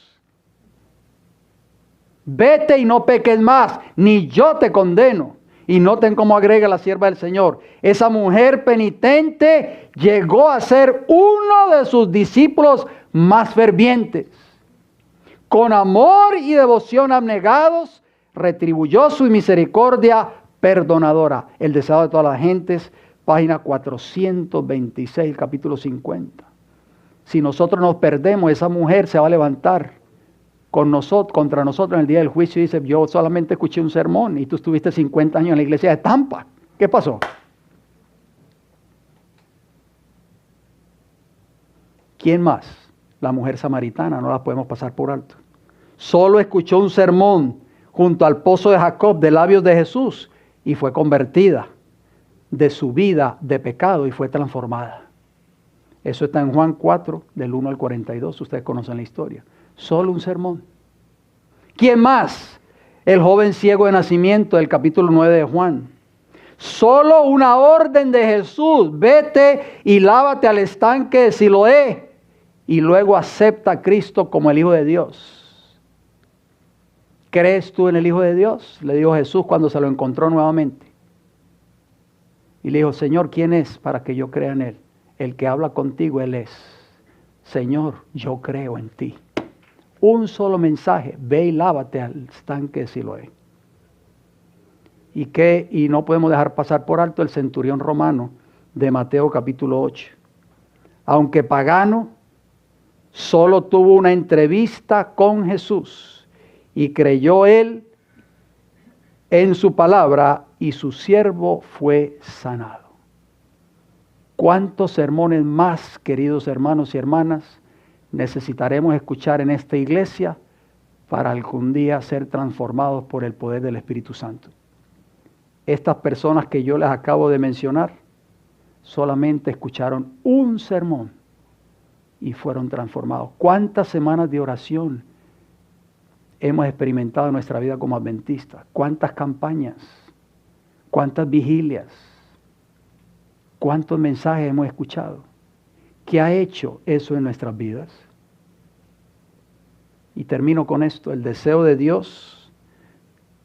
¿Cuál es el deseo de Dios? El deseo de Dios hoy es de bautizarnos con su Espíritu para terminar esta obra. Hechos de los Apóstoles, capítulo 1 y el versículo 5 dice, porque Juan ciertamente bautizó con agua, mas vosotros seréis bautizados con el Espíritu Santo dentro de no muchos días. Esto se lo dijo Jesús a sus discípulos antes de subir al cielo. Ustedes van a ser bautizados con el poder del Espíritu Santo. ¿Para qué? Los discípulos les esperaba una obra por hacer a partir de esa hora. Jesús les dice más adelante en el versículo 8 de Hechos 1, pero recibiréis poder cuando haya venido sobre vosotros el Espíritu Santo. Y me seréis testigos en Jerusalén, en toda Judea, en Samaria y hasta lo último de la tierra. Hermanos, estamos ya prácticamente en inmediaciones de la Canaán celestial. Y hoy más que nunca necesitamos el poder del Espíritu Santo para terminar esta obra. No podemos, hermanos, tirar nuestra armadura, deponer nuestra armadura ahora cuando estamos tan cerca de la Canaán celestial. No podemos ahora decir, ya no quiero más trabajar en esta obra. No podemos decir, yo renuncio a esta obra. Ahora es cuando más necesitamos del poder del Espíritu Santo. Porque vemos la condición del mundo y Dios tiene un mensaje final. La última advertencia de Dios para esta tierra. Yo tengo un librito, el que quiera una copia de ese librito, lo tengo ahí en mi bulto. Yo lo preparé, lo saqué, lo traduje todo completo. The Signs of the Times, o sea, señales de los tiempos, del 25 de enero de 1910. Y lleva como título esa cita que salió en Signs of the Times, o Señal de los Tiempos, Elena G. White, nuestro mensaje. Le voy a leer solamente 2 parrafitos. Dice, el capítulo 14 de Apocalipsis resume la obra que debe ser hecha por el pueblo de Dios justo antes del segundo advenimiento de nuestro Salvador. Hay allí 3 mensajes representados que deben de ir a todos los habitantes del mundo. Con este propósito Dios levantó esta iglesia, hermanos.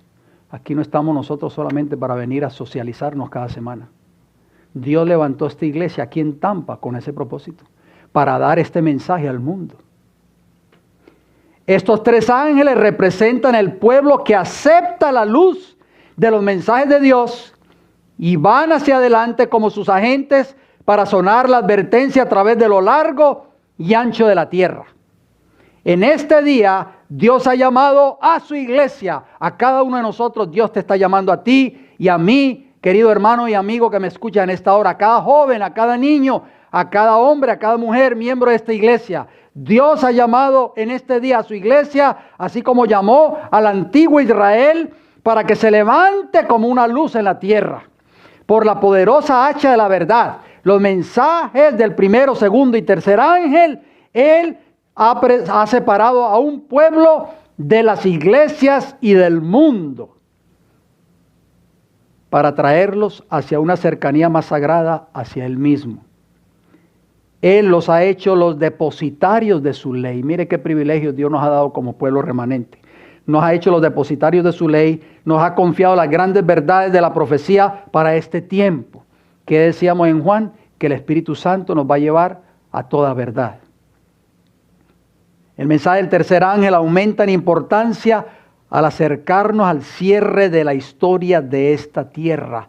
Es el último ofrecimiento de misericordia para el mundo, el mensaje más solemne que jamás se haya dado a los mortales. Repito, Signs of the Times, ustedes lo pueden leer allí en el disco, en inglés, 25 de enero de 1910. Si está interesado en el folleto, yo se lo puedo conseguir. Yo preparé un folleto basado en esta importantísima declaración.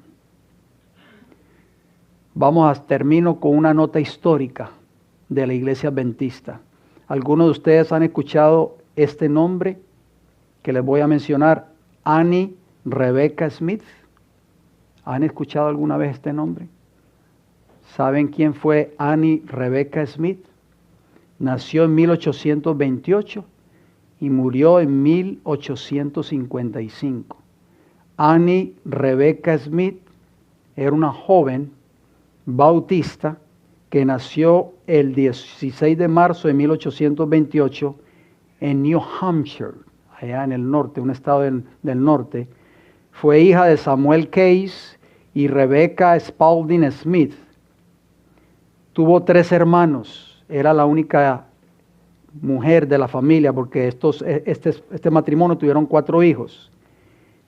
Se unió a la iglesia bautista a los 10 años de edad, pero se retiró de ella en 1844, cuando el famoso chasco adventista. Su madre y su hermano menor. ¿Quién era su hermano menor? A ver si ustedes conocen este nombre, Urias Smith. ¿Conocen ustedes a Urias Smith? Un pionero adventista que fue el escritor de estos 2 tomos que conocemos nosotros, Daniel y Apocalipsis, que llegó a ser más adelante en su vida el editor de la Review and Herald por muchos años hasta que murió. Murió de un derrame cerebral, o como se le conoce en inglés, un stroke, saliendo de su casa, dirigiéndose para su trabajo en la Review and Herald. Cayó allí y murió Urias Smith. ¿Saben un detalle muy importante? Yo nunca he ido, lo he visto en video, pero es mi sueño ir un día, si es la voluntad del Señor, visitar la casa de la hermana White donde ella murió en Napa Valley, en California, en New Haven. Muchos hermanos han visitado esa casa. Mi hijo recientemente estuvo por allá, el hermano Flavio visitó también esa casa ya hace un par de tiempo allá atrás. Y en la sala donde la hermana White acostumbraba, ella murió en 1915 en esa casa, acostumbraba a tener el culto, hay como un piano estilo órgano, usted lo puede ver en video en YouTube y todo, usted puede ver, pone en casa de la hermana White, New Haven, y allí apareció un piano, y encima del piano hay un reloj de péndulo que todavía está trabajando. Ese reloj se lo dio la viuda de Urias Smith a la hermana White cuando él murió, porque ese reloj era de Urias Smith. Y hay otro reloj de péndulo en el cuarto de la hermana White donde ella dormía, que se paró en el mismo momento cuando la sierva del Señor expiró. Y hasta la fecha de hoy nunca más volvió a caminar ese reloj. Pero el de Urias Smith todavía está caminando. Algo muy interesante, hermanos. Annie Rebecca Smith era hermana menor de Urias Smith. Llegó a ser maestra por profesión, escritora y poeta, y escribió algunos de los himnos, algunos cuantos himnos que aparecen en el himnario adventista en inglés. Recibió una lucrativa oferta de trabajo, oigan bien, por la cantidad de $1,000 al año para ser maestra de escuela. Usted dirá, eso me lo gano yo en una semana. Pero en esos tiempos, estamos hablando de los años 1800, queridos hermanos, eso era mucho dinero. ¿Y sabe qué hizo esta muchacha? Dios tocó su corazón cuando estudió la palabra de Dios con Jaime y Elena G. White y aceptó el mensaje adventista en 1851. Esta joven rechazó esa oferta lucrativa de ser maestra de esa escuela y prefirió trabajar para la causa del Señor. Trabajó para la Review and Herald y a sus 25 años de edad llegó a ser la coeditora del periódico The Present Truth, o sea, La Verdad Presente, que el editor principal de ese periódico era Jaime White, esposo de la hermana White, cuando él estaba de viaje o haciendo obra misionera fuera de Battle Creek, Michigan. Tristemente, Anna Rebecca Smith muere a la edad de los 27 años, abatida por la tuberculosis que se contagió con unos enfermos. ¿Por qué yo les traigo esta historia, hermanos y hermanas? Porque esta joven estuvo dispuesto a abandonar toda su vida lucrativa o amor por lo material por hacer la obra del Señor. ¿Estás tú dispuesto o dispuesta a dar todo por esta verdad como lo hizo Annie Smith? ¿Por qué hoy no haces ese compromiso con Dios de hacer esta obra que Dios tiene para este mundo en esta última etapa? Antes de salir por las puertas de este recinto, querido hermano y hermana, ¿por qué no haces un compromiso hoy con el Señor? No porque yo te lo pida. Es el Espíritu de Dios que te lo está pidiendo en esta hora. Hacer un compromiso, un commitment, como se le dice en inglés. Un compromiso con el Señor, así como lo hizo Annie Smith. De hacer la obra que Dios quiere que tú y yo hagamos en esta tierra antes del tiempo del fin. Dios está esperando por ti y por mí en esta hora. Si tomamos esa decisión hoy, el Espíritu Santo nos será dado para nosotros hacerla. Al orar en esta hora, ¿por qué no le pedimos al Señor que nos ayude? Si tal vez hemos descuidado esa obra en nuestras vidas. Pidámosle al Señor en estos momentos que nos ayude a reconsagrar nuestra vida al Señor. Pidámosle que nos dé esa agua de vida, el Espíritu Santo, para que nosotros podamos vivir una vida de victoria sobre el pecado y podamos vivir una vida de obediencia y finalmente podamos ser sellados para vida eterna. Vamos a ir de rodillas para orar, hermanos, por favor.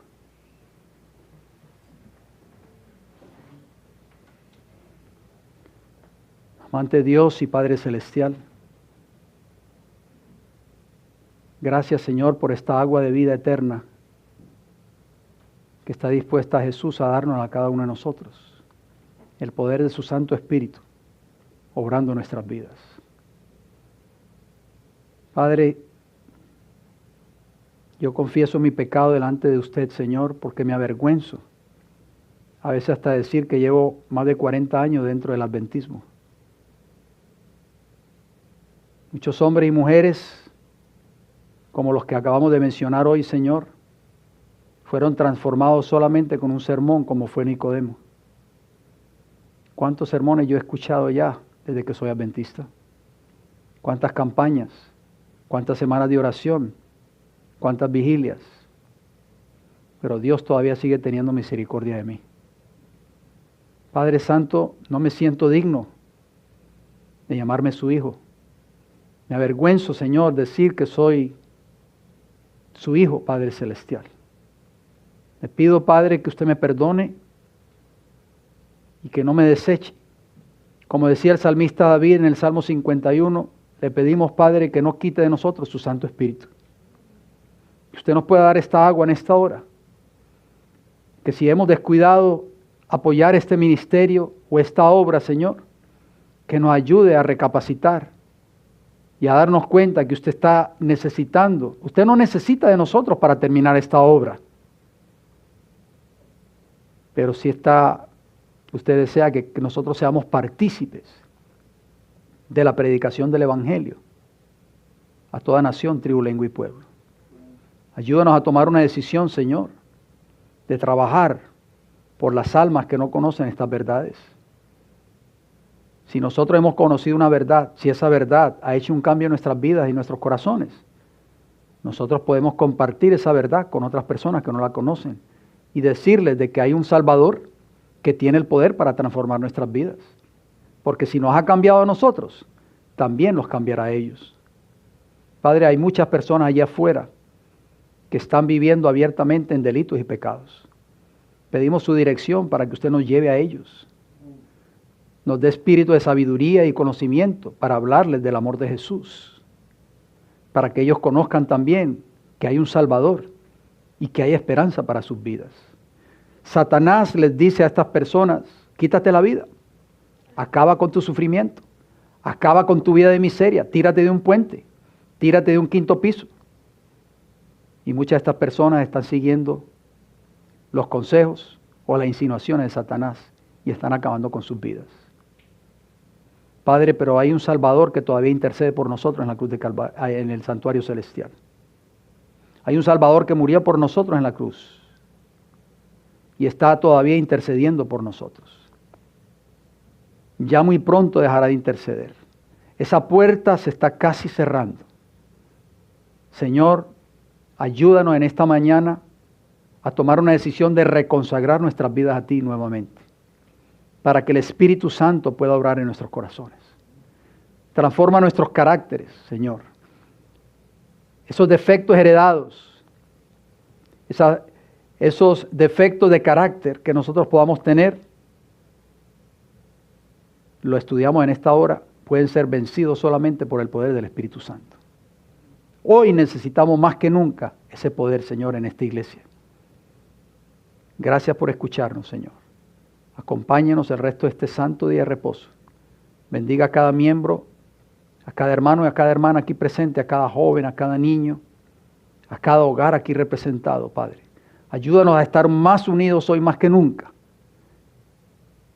para que podamos hacerle frente a los ataques de Satanás, que viene como un río para tratar de arrastrarnos y llevarnos a la perdición. Pero dice su palabra que el Espíritu de Jehová levantará bandera contra él. Bendiga los alimentos, Señor, que nunca nos falten. Lo pedimos y lo agradecemos todo, sin antes pedirle una bendición muy especial por nuestros hermanos y hermanas que estuvieron en sintonía de esta programación el día de hoy. Y también ponemos en sus manos a los enfermos de su grace, Señor. Aquellos que están pasando por alguna enfermedad, por algún padecimiento, por algún dolor, algún sufrimiento. Oramos por ellos en esta mañana. Usted los conoce, Padre Celestial. En el nombre bendito de Jesús, su Hijo. Amén, Señor. El Señor nos bendiga grande y poderosamente.